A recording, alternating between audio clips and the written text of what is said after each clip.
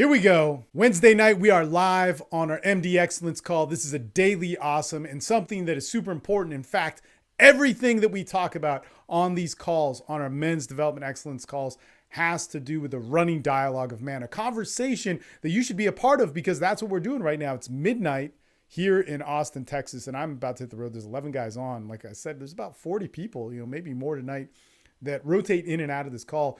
And right now, the guys are actually talking a lot about masturbation and pornography and different things that come into play. But earlier we were talking about marriage and the different things that come into play there. Now we're switching gears and we're talking about this phrase that gets said. What if I get raped? And I want to bring this up because this got brought up to me on a podcast that I did of somebody else's podcast, a group thing. Let me actually plug in here. It makes it a little bit easier for me to talk. But it was like this trump card that somebody pulled. They pulled it on me. And this happens a lot when you're in debates with people and so on. And man, I can't stand it. The reason why I can't stand it is because it just kills the conversation.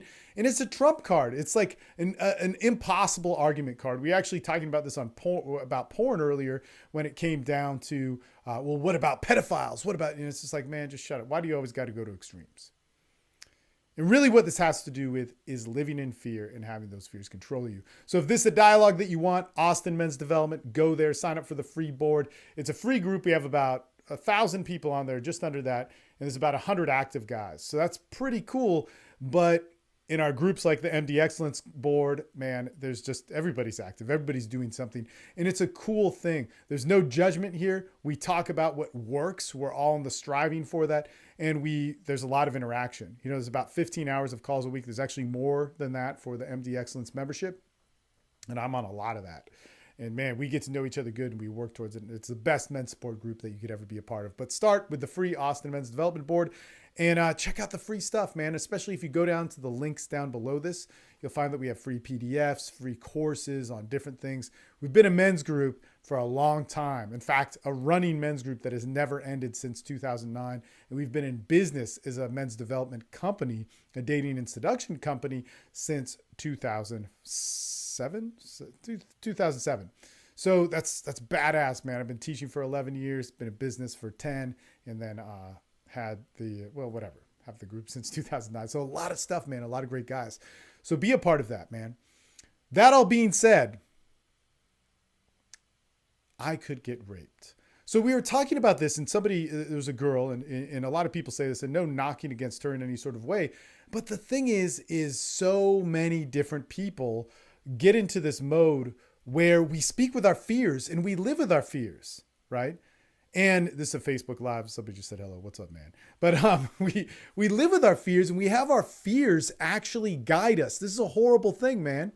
And when our fears guide us, we can never win. And this is a huge deal. So this was one of the things, and this girl said this to me. And of course, I've spoken a lot. This is what I do for a living.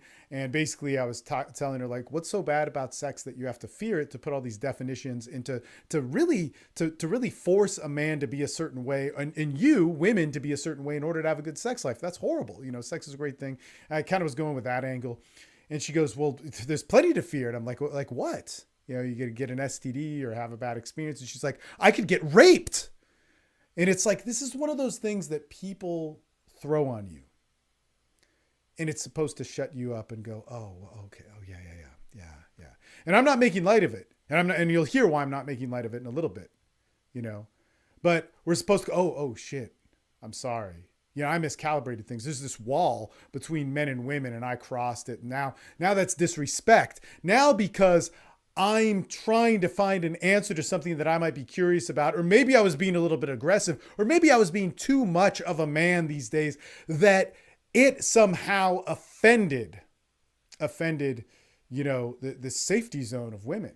Okay. Now look, I think women should have a safety zone. I think women should be involved in helping other women. And I think men should be aware of that. I think that there should be women's groups. I think there should be support groups. I think there should be safe spaces. I think that all those things are necessary. But for you to expect me to know that about you before we go into it, and to think that I can't interact with you in the real world, and somehow now the real world has to be regulated around your fear, fuck that. And here's why I say fuck that. Because my sex life started out with rape. My sex life started out with me losing my virginity to somebody, talking to her, going across the street and watching two guys who I interacted with abduct her and then not see her till 5 or 6 hours later after she was gangbanged, tortured, and I had to hear about all that fucking shit. And the cops thought it was me or that I was somehow involved, so they did their little trick of breaking down the whole thing. Man, it fucking sucked. That sucked. And then also, I'm somebody who suffers from what I call the disease of addiction, right? And when you're out there on the streets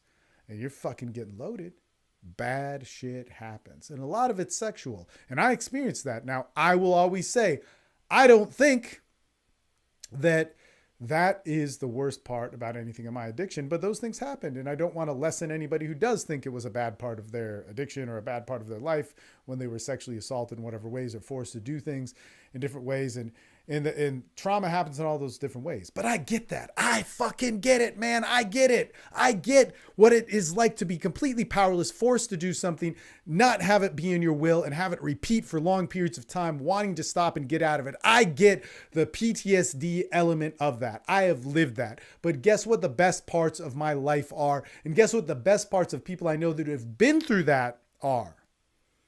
Is that it's no longer using that as a crutch for you. It's an experience that I had. It's very real, or experiences that I've had that are very real, that I know the reality of. And I've learned to move past them. Not meaning that I negate them, not meaning that I don't think the pain was bad or less than or whatever, but because it was real, man, because it was real. Because I don't believe that when I meet you, there should be some requirement that's unwritten that you need to tiptoe around my life. No, I want to live life. I want to take responsibility for myself. I want to own my life. I want all these things to happen. And what fired me up so much about this whole dating podcast, they were like, well, what's a right date? What's a right? Oh, well, it may not be good for the guy to be the player. And I was like, hey, man, I've been the player. I've been the player. And like, well, yeah, but just hunting for girls. It's like, no, man, I dedicated my life to that. Like, why is that bad? Okay, why is that bad? Why is that bad? Especially if I came out somebody who is a good person. I'm a pretty respectable guy right now. I mean, it's up for you to decide, but I got a lot of good things in my life that a lot of people don't have that they think will make them happy.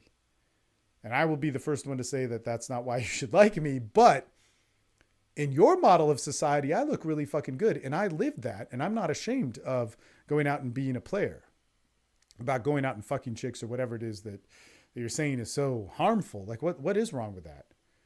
That's okay. I'll tell you this, like a lot of people like that.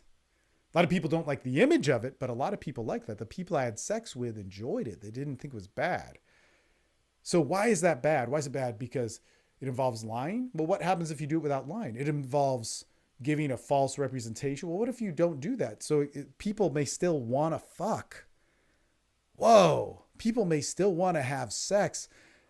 And, without lying, this is possible. Like as if it's dependent upon some trickery. And there was just so much judgment around this that it got to the point where it was like, oh yeah, totally. When we meet people, the first thing I do is Google people. And I Google their name and I go, like, what? So you see that as normal. So you Google them and stalk them and do your reconnaissance on who they are and what they are, rather than actually meeting them face to face. I mean, I have no problem. Like, I get it. And they're, well, look, you don't know people these days. You trust them. You can find out all the stuff. And they may not be somebody you would like. And it was like, whoa, man.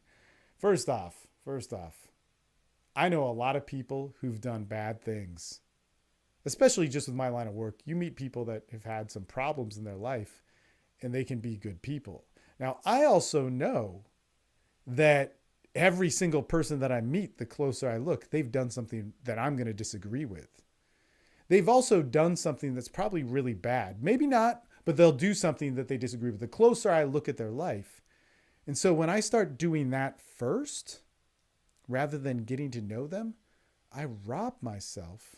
I've stolen from this great human experience of how we were born to interact. The fact that we think sneaking around and checking up and looking at people's backgrounds or whatever is the way to actually socialize and be ourselves and have relationships is the exact absolute emblem of living in fear. See, when I live in fear, when I think you don't like me, or when I think you not liking me is going to change me and that's going to hurt me, then I become someone else who puts on an act. Then I become someone else who starts to have to lie, who starts to realize that it's more valuable and actually the right thing to do to show my best side and hide my weakest sides. Then I start seeing that because society sees that, maybe my self-value comes from that. And then I start to build a fucking culture where this is what we do.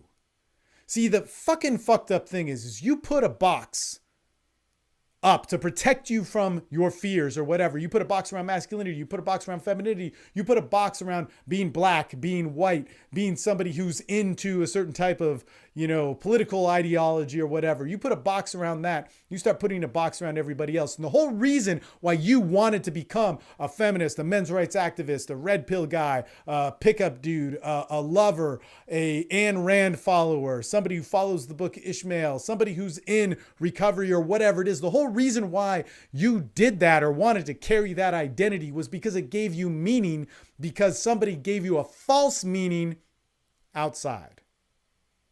So when you buy into a cause, when you buy into an identity that's somehow going to save you, your fear,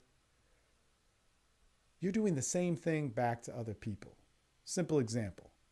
Let's say I'm into men's rights activism, which I believe in men's rights. I believe that men should have rights. It doesn't believe that women shouldn't have rights. And it doesn't believe that I am aligned with all the insane fucking people who are into that shit, because there's a lot. But let's say I believe in men's rights and I put it as my emblem. Say, I am an MRA. I am a men's rights activist. And what that means is now people should see me and I should see other people in different ways. It gives me identity and a home base for my thoughts, right? I've now just put a box around the world by putting a box around myself. And the whole reason why I need to proclaim my men's rights activism or my cause or all of that sort of bullshit was because I felt that women were putting too much of a fucking box or a prison or whatever around me. Man, it's so stupid. You can't solve the problem with the problem. You can't solve the problem with defining how fucked up somebody else is so that you have to protect yourself. Sure, if you're getting harmed, protect yourself, get out of the situation. But at some point, when your heart rate calms down, and in that 10 minutes or 20 minutes or a couple days when the dust settles, start to get a grip on who you are and see that is the thing that is going to guide you through. And stop using trump cards to win your fucking goddamn argument just so that you can be right and shut people up so that your fear gets to breathe a deeper breath, have a greater vision, and its hands around a whole lot more in life. There's something about standing on your own ground. There's something about being yourself and learning how to talk from it. And the crazy thing is I didn't learn how to do it until I actually experienced enough to get there. Anyway, thank you so much for listening. This is the Daily Awesome. This amazing, amazing podcast that we have on sex, dating, and relationships at the TSL Podcast. There's also our Facebook Lives. You want to be a part of that. And what you really want to be a part of is our Austin Men's Development Group. If you're listening on iTunes or Stitcher, you can find out all of that and watch the video for this at the link down below. And you can interact. That's what we're doing. We're interacting on this call. It's 12:12 a.m. on a Wednesday night, and we're burning it, man. This is our 6th video, and we're all talking, man. All these guys, it's like they don't shut up. Fucking Gary's still going at it. It's crazy. Man, come join us because we're doing a good thing. In any case, we'll talk to you guys soon. Have a great day, and I'm off on my road trip to Mexico. Later.